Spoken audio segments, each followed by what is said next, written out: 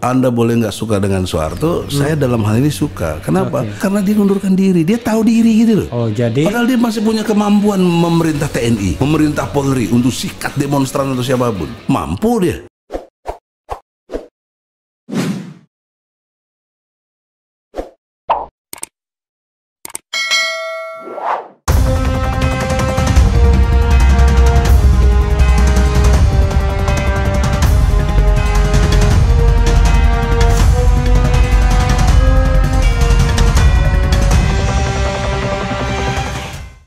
semua orang kan banyak mengeluh soal begini. Tapi what should to be done, ya kan? Ya.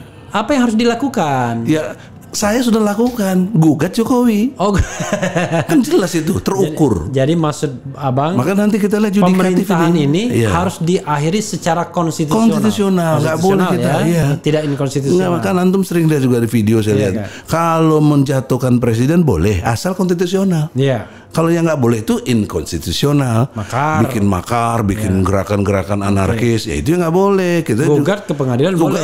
Itu sangat konstitusional. Mengeluarkan pendapat, opini boleh. Boleh, dijamin oleh undang-undang pasal 28 huruf Tapi kan namanya perjuangan ada plan A, ada plan B-nya. Let's say itu plan A. Yes.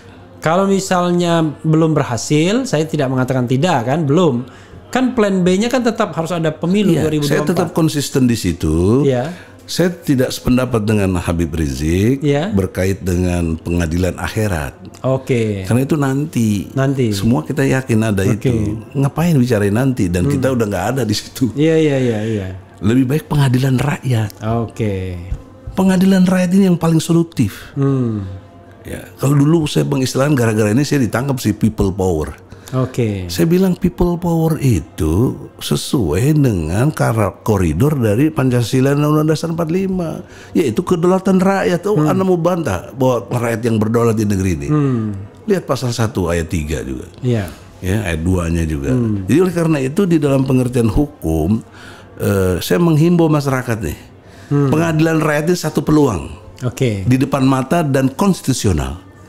Kenapa? Yang dimaksud abang pengadilan rakyat itu apa? Maksud saya begini, jika di pengadilan negeri kita dikandaskan karena sistem oligarki ini masih kuat, ya hakim-hakim nggak independen, ya sudah, ini menjadi bahan buat rakyat secara logika rakyat itu menurut saya ketika ketidakadilan terjadi maka akan muncul satu gerakan-gerakan yang unpredictable. Oke.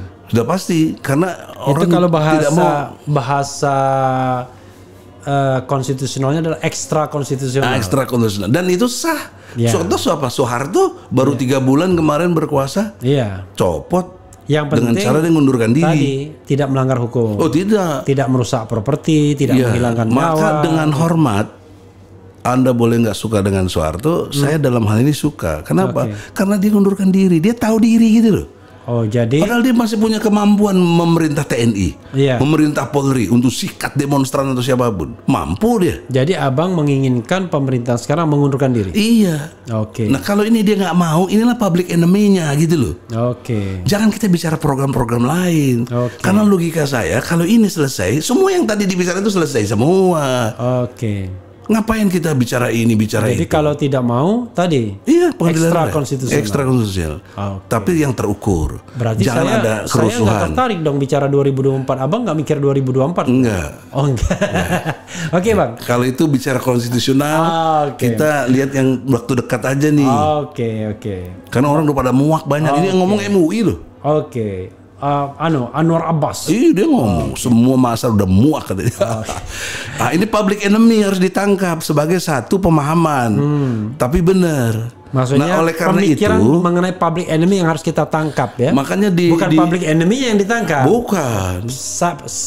Satu pemikiran tentang the public enemy. Istilah saya ada 3. Satu persepsi, satu kesadaran, satu pentaatan. Oke. Nah, itulah yang harus kita bangun dalam public enemy. Sekarang persepsi Anda melihat di negeri kita ini gimana? Siapa sumber masalahnya? Nah, kalau nggak cerdas juga ya jangan jadi aktivis lah, jangan jadi sumber masalah. Sumber masalahnya yang jelas. Kedua, Yang kedua, konsep pergantiannya itu nggak boleh nggak konsisten, harus sesuai dengan Pancasila. Oke. Supaya kita nggak dituduh macam-macam. Ya, Kita ini betul-betul mengerti. Musyawarah dan mufakat. Iya. Dalam musyawarah mufakat itu ada konsep tahu diri. Tahu diri dan hikmahnya itu tadi. Hikmahnya. Oke. Jadi kalau Anda nggak sanggup ya jangan sok-sok lah, walaupun Anda isi tasnya penuh, tapi kapasitas kau apa? Oke. Mari kita berdebat seperti ini secara misalnya. demokratis sekalipun. Ini kan uji kapasitas juga. Iya. Kalau kita nggak punya kemampuan memprediksi dan ilmu-ilmu yang kita pelajari selama ini, ya nggak bisa sih diundang sama Refil Harun juga. Dan kita ngeri-ngeri sedap mengundang Egy Sujana. Allahu Akbar. Allahu Akbar. Nah, ada tambahannya lagi begini. Iya. Kita bangun persepsi yang sama, kesadaran yang sama, pentaatan yang sama terhadap tadi public enemy. Iya. Nah, tinggal operasionalisasinya sesuai dengan kapasitas kita masing-masing. Oke. Saya advokat, berbuatlah sesuai kemampuan saya. Oke. Anda apa, dosen atau apa, YouTuber, ini harus fungsional. Oke. Dan yang saya himbau, yang TNI Polri itu kan saya yakin adalah orang yang beriman dan baik di TNI Polri itu. Ulah cicing wae, nanti Anda kena dosa struktural. Ya. Jadi maksudnya dia diam saja. Jangan diam saja. Jangan diam saja. Harus ikut dalam konteks persepsi tadi. Anda apa? Apalagi sudah purnawirawan. Oh, jadi ada ulah tadi ya? Iya dong. Ulah cicing wae. Ulah cicing wae. Ulah itu jangan tidak. Maksudnya. Jangan. Ulah tuh jangan cicing. Jangan diam aja. Itu tandanya on, blow on, boloho. Nah, oleh karena itu disfungsional dari fungsi-fungsi ini yang jadi masalah. Nah, antum diberi kesempatan oleh Allah punya kayak begini, udah jutaan orang yang dengar, harus dikapitalisasi menjadi satu energi yang dahsyat merubah keadaan ini. Karena zaman sekarang ya begini, podcast dan lain sebagainya yang membuat kita tergerak. Nah, untuk itu fungsi-fungsi kita yang kita miliki, sekelas pembantu rumah tangga pun dalam Islam itu punya tempat yang tinggi. Tapi dalam konteks sosiologis bukan pembantu rumah tangga sekarang, asisten rumah tangga. Asisten. Itu nggak punya nilai. Padahal dia coba, andai kata pembantu rumah tangga atau asisten rumah tangga itu berlaku tidak osjubedil, artinya dia tidak jujur, tidak benar, tidak adil, habis rumah kita bisa dicuri, bisa segala macam. Jadi jangan dianggap remeh dengan kapasitas itu. Bergantung otoritas yang melekat. Tentu dia terbatas. Ketika kita pergi dari rumah, dia bisa ini. Nah, sekarang logika berikutnya, kalau kapasitas dia presiden, kapasitas dia DPR, kapasitas dia menteri, kan harusnya punya bobot besar di dalam konteks perubahan ini. Karena barang yang dijaga itu Republik Indonesia ini. Iya. Seperti gini, pasal 33 ayat 3, bumi, air dan segala kekayaan alam yang terkandung di dalamnya diperuntukkan untuk semakmur-makmurnya rakyat. Sebelumnya dikuasai dulu oleh negara. Pertanyaan seriusnya, mana negara kita menguasai? Asing semuanya, asing sekarang. Ya, kita lihat satu contoh yang sudah lama dari tahun 62, Freeport. Saya pernah 2 kali ke sana. Ya, saya betul-betul kaji secara serius. Karena ilmu saya pengelolaan sumber daya alam dan lingkungan. Saya doktor di bidang situ. Jadi saya bisa ngitung emas dikonversi menjadi rupiah untuk kesejahteraan. Punya ilmunya lewat geografi informasi sistem. Misalnya emas hari ini kurang lebih 1 juta, bos. 1 juta, 1 gram. Berapa juta ton kita punya emas sejak tahun 62 itu? Kemana larinya? Kok Indonesia cuma dapat 1%, paling tinggi kemarin 9%, terus ditipu lagi dengan dispestasi 51%. Itu penipuan yang luar biasa. Saya berani katakan, saya berdebat. Karena 2 ukuran saya secara ilmu hukum, itu masih unbinding namanya.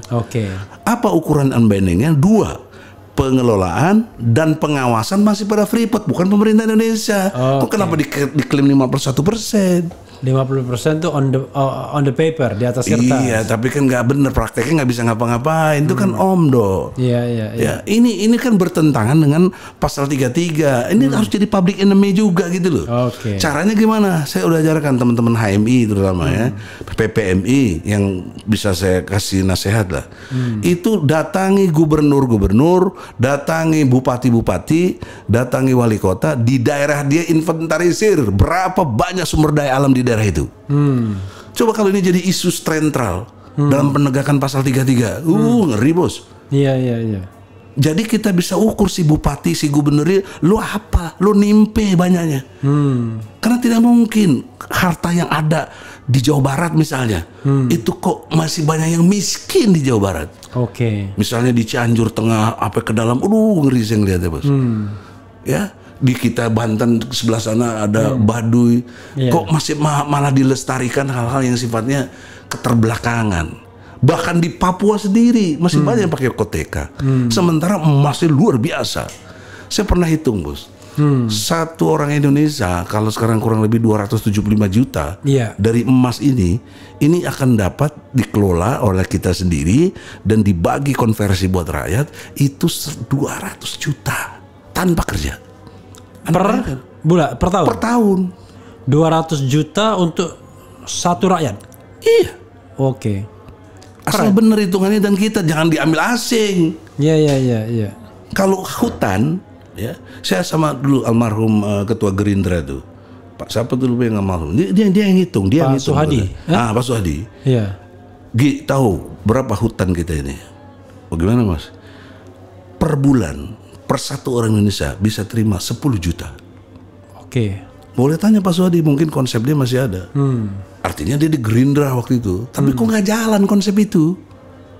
Nah apalagi sekarang Prabowo menteri, fungsikan dong menteri pertahanannya. Kan bukan menteri pertanahan beliau. Seperti persingkongan.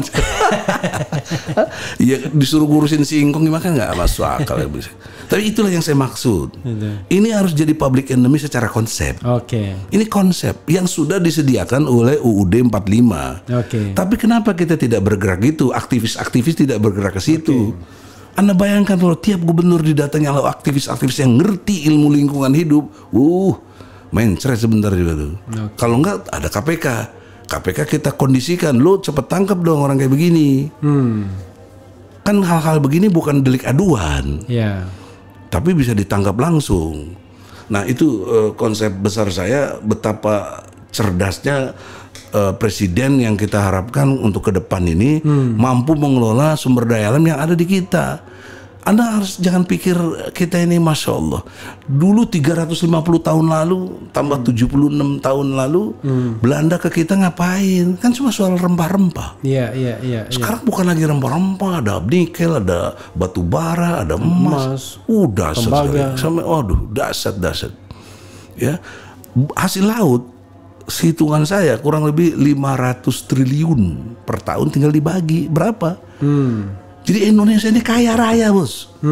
Cuma dipimpin oleh para maling yang brengsek ini gitu loh. Saya tidak nyinggung nama orang ya. Tapi ini mekanisme kenapa kok begini.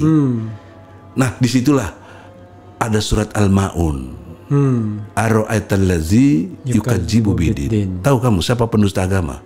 Mereka yang menghardik anak miskin, tidak beri makan orang miskin, lalai sholatnya, berlaku ria, pencitraan aja sampai masuk gorong-gorong gitu, dan tidak membantu. Al-Ma'un bos. Kaitan dengan sekarang apa PPKM? Itu melanggar surat Al-Ma'un. Orang kecil dipentungin, bahkan didenda sampai 5 juta. Itu semua ada. Orang mau cari nafkah susah. Ditambah lagi sekarang PPKM, ditambah lagi kayak film seri aja. Ini kan nggak worth it di dalam konteks memimpin. Pemimpin itu adalah orang yang mampu merubah keadaan dari tidak baik menjadi baik. Itu pemimpin, nggak usah sok-sok pinter lah. Apa sekarang perubahan yang terjadi sejak zamannya dari mulai Soekarno, SBY? Jadi pemimpin itu dari yang tidak baik menjadi baik. Iya. Kalau tidak jadi dari tidak baik tambah buruk itu pemimpi. Bukan pemimpi, bahkan pendusta tadi, pendusta. Nah sekarang ini lebih banyak pendusta tapi dijilat. Buzzer itu kan penjilat luar biasa itu, karena dibayar sampai 94 miliar. Kita mengerti betul. Nah inilah yang harus kita sama-sama public enemy. Jadi jangan ada bicara kebencian kita. Ini bicara harta benda kita semua, nyawa kita semua, kelangsungan hidup kita semua. Anda hari ini boleh enak, belum tentu anak istri Anda nanti lebih baik. Begitu juga cucu-cucu kita nanti. Ini kan kita tahu teori lingkungan hidup kan harus sustainable. Kalau nggak sustainable untuk apa bicara lingkungan hidup? Tapi kita cara kelolanya berbeda. Lingkungan hidup digabung sama kehutanan, nggak bisa itu. Oke. Menterinya itu teman saya sekelas tuh. Siti Nurbaya. Ya, sekelas saya sama dia. Sekelas di S2, S3? S3. Nah, jadi dalam konteks itu kok ilmu yang dia pakai nggak ngerti, karena dalam konteks lingkungan itu harus punya kemampuan memahami materi, energi, dan informasi. 3 besar inilah yang membuat lingkungan itu jadi bagus, sustainable itu. Energinya gimana, materinya gimana, informasinya apa. Nah, dalam perspektif itu dikaitkan dengan ilmu hukum, kan cocok dengan pasal 33 ayat 3 itu. Jadi kenapa hari ini rakyat tidak sejahtera, minimal masih banyak yang miskin? Karena pemimpinnya yang bikin miskin. Ini namanya kemiskinan struktural. Kemiskinan struktural. Mungkin yang ahli ekonomi lebih jago. Saya perspektif hukumnya aja. Saya temukan ini dosa-dosa struktural mereka. Mereka ini pendusta agama. Tapi tetap dipercaya, tetap dijilat. Karena para pendustanya ini nggak punya lain kecuali tadi isi tasnya itu. Dan isi tas itu main dengan konglomerat yang ada. Yang membuat dia dibiayai, jadilah boneka dia. Dia merasa sur sendiri, padahal dia menghancurkan dirinya sendiri. Nah, ini satu peristiwa ke depan yang dahsyat menurut saya. Perubahan di Indonesia ini jauh lebih mengerikan nanti, karena ini udah menyangkut hajat hidup orang banyak tapi diabaikan. Ya, persoalan seriusnya ada 2. Ukuran kesuksesan itu kan dalam konteks kepemimpinan tadi mampu merubah keadaan. Nah, kita lihat sekarang ukur satu-satu. Terakhir ini yang Jokowi. Apakah terjadi perubahan lebih baik atau enggak? Kalau udah tahu enggak lebih kok didukung terus, tuh gimana otak itu? Itu bukan saya benci ya, enggak. Saya sayang Jokowi itu presiden kita kok. Subjektif ya? Iya, subjektif dong. Tapi dikemas secara objektif.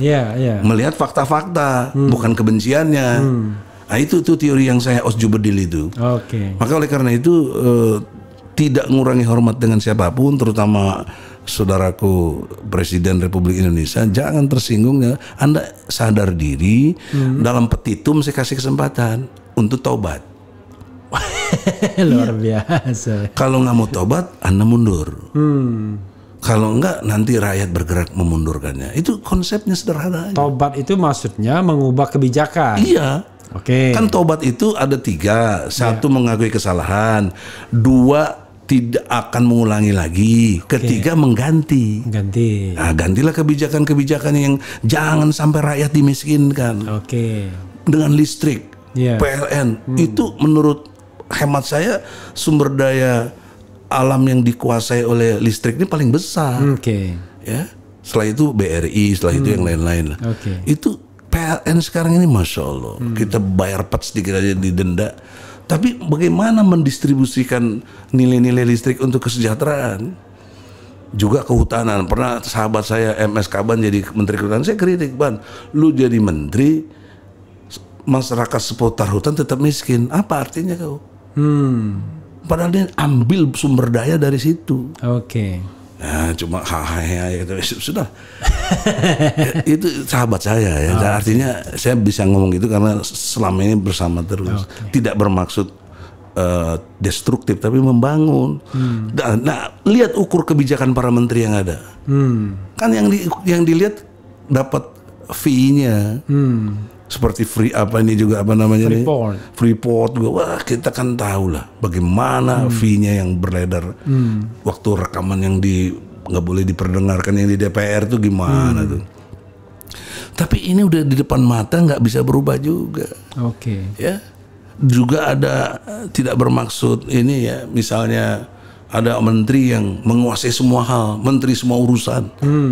Ini juga dibiarkan saja. Dan anehnya lagi kemarin penunjukan untuk memimpin PPKM ini nggak ada surat keputusan. Itu dari segi tata negara kan nggak dibenarkan begitu. Dan sudah digugat oleh pedagang angkringan itu. Nah, hal-hal begini bagus menurut saya digugat. Maka saya pelopori bagaimana gugat.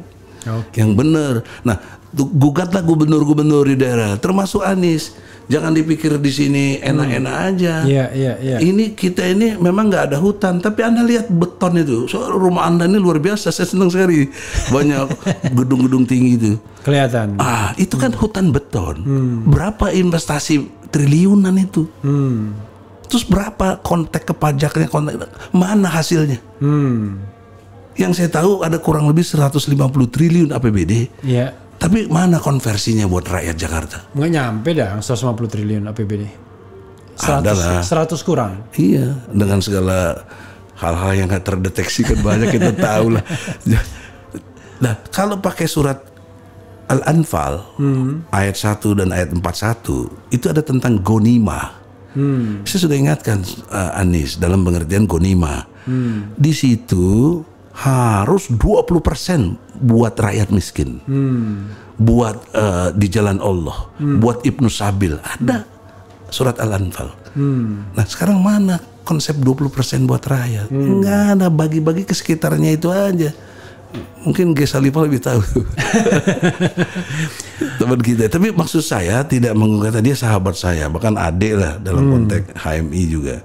Saya mengingatkan, kalau ini tidak dijalankan, Anda kena surat Al-Maun. Apalagi pakai vaksin-vaksin, kasihan rakyat bagaimana itu.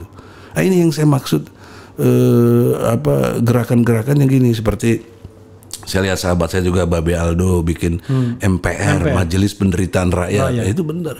Tapi mana yang ngurusin begitu-gitu, saya kira sekilas ntar juga hilang lagi tuh. Yang mudah-mudahan nggak hilang. Jangan, maka harusnya terstruktur, masih di mana bikin ke pengadilan, gugat. Apa yang nggak benar dari rejim ini? Jangan cuma Jokowi, karena dia bisa berkilas, itu bukan urusan saya. Maka kita distribusi gugatan ini kepada tiap gubernur, bupati, wali kota. Jadi kesadaran hukum dengan sendirinya meningkat. Nah ini satu konsep yang nggak dipikirin. Maka saya kalau punya kesempatan dan ada dana, saya pengen bikin klinik hukum. Klinik hukum di tiap-tiap daerah, berseberangan dengan polsek misalnya, atau berseberangan dengan puskesmas.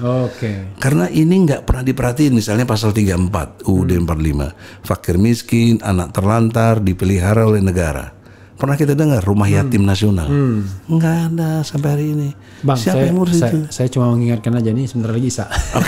Habis itu kita closing.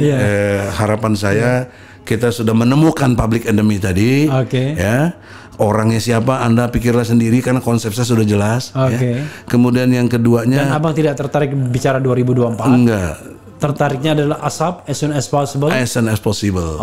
Kalau tahun ini bisa bagus, tapi konstitusional. Jangan kita nggak konstitusional. Jangan anarkis. Jangan juga kita dialog begini juga dipersoalkan lagi nanti. Ini aspirasi. Nggak disetujui nggak apa-apa kan. Konstitusional. Itu pesan-pesan moralnya. Last word Bang kepada sobat RH sekalian. Sahabat RH Refli Harun yang dimuliakan Allah. Saya lebih senang itu karena kekayaan yang Anda dapat, prestasi yang Anda dapat dibawa dalam ketaatan. Nah, ini pesan moralnya saya kira saya menemukan teori Osjubedil ini lewat perenungan yang panjang ya, yang membuat kita betul-betul kalau bertindak secara Osjubedil semua masalah bisa diselesaikan, Bos. Saya bisa terangkan di situ ada skemanya juga. Nah untuk itu tidak bermaksud promosi, ini adalah output untuk penyelesaian masalah. Ketika orang ditanya bagaimana nyelesain masalah, banyak yang nggak ngerti. Saya bisa jawab secara konsep maupun aplikasi. Ya, insya Allah tahun ini ada perubahan. La haula wala quwata illa billah. Amin ya rabbal alamin. Insya Allah. Allahu Akbar. Allahu Akbar. Presiden. Ya sobat sekalian ya, kita dikejar-kejar azan lagi ya. Ini melewati 2 waktu sholat. Tadi kita maghrib dulu, kita lanjutkan dan sekarang menjelang isya. Banyak hal yang masih bisa didebatkan, didiskusikan. Soal setuju dan tidak setuju itu soal lainnya. Tapi yang jelas mudah-mudahan demokrasi kita tetap terjaga. Yang penting tetap di channel ini. Cia. Allahu Akbar. Allahu Akbar. Terima kasih.